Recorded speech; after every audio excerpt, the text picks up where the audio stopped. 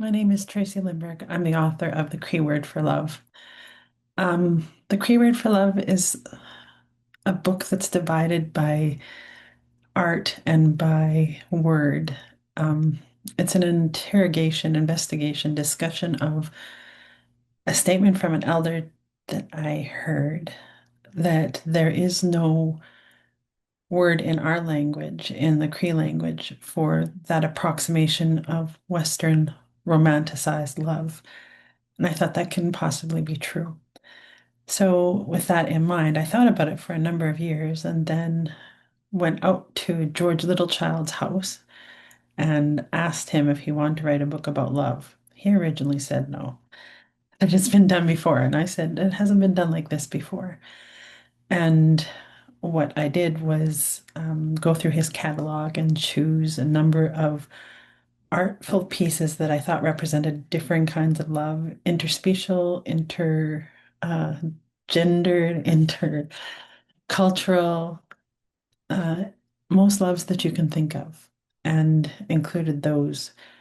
I divided them into four seasons, and from those four seasons, I did four chapters each in the book.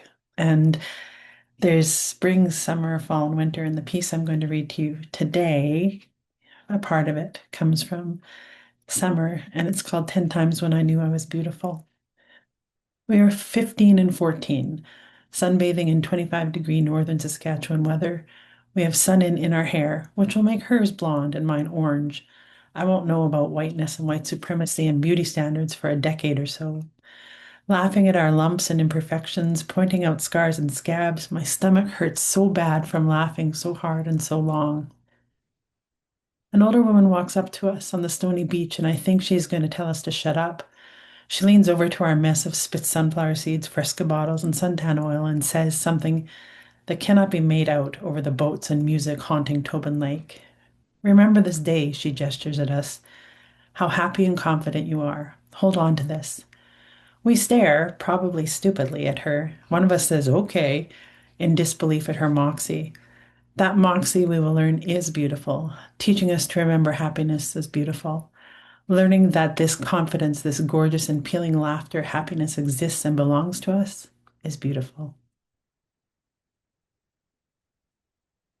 The picture is about 40 of us at the Saskatchewan legislature, peering upwards and smiling at a photographer who I'm certain did not travel with us by bus to Regina.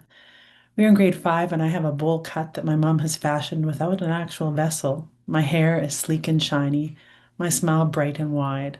I am the only brown child in the photo. I will look at it when I am wrinkled and marvel at my presence and prettiness in the picture. I was gorgeous, and I wish I'd known it then. I remember that day. Snuck my sister Azalea's get down and blazing satin blazer out of the house at 5 in the morning. It was too late for the March weather, and I suffered in the walk to school to make the 6 o'clock bus. I felt like my shirt was too small and too adult. It was a donated shirt, but I liked the pattern. In my memory, the shirt will not close.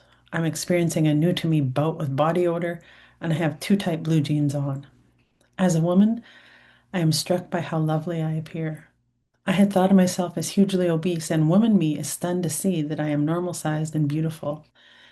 I wish that this body dysmorphia was not holding court in my brain still, but for that moment, I remember I'm beautiful.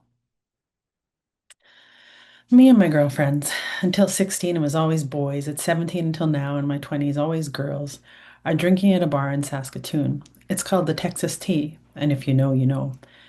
We are a three-girl party for most of our teenage years and early 20s. We have in-joke upon in-joke, belly laughs whenever we are together, and we spend time on bar hair, bar makeup, and bar clothing. This night we are happy as the school year is closing and we have the relief drinking and freed conversation of the newly released. Some boys from our high school, whom we haven't seen in a year and who know our pecking order, surround us and are entertained. They buy us drinks, and in particularly happy mood, I regale them with wordy promises and witty candor about our final exams. Other boys, boy men and men, misinterpret this comfort and reunion as ardor, and I am centered with my high school friends. Several rise to perceive competition and shower me with attention.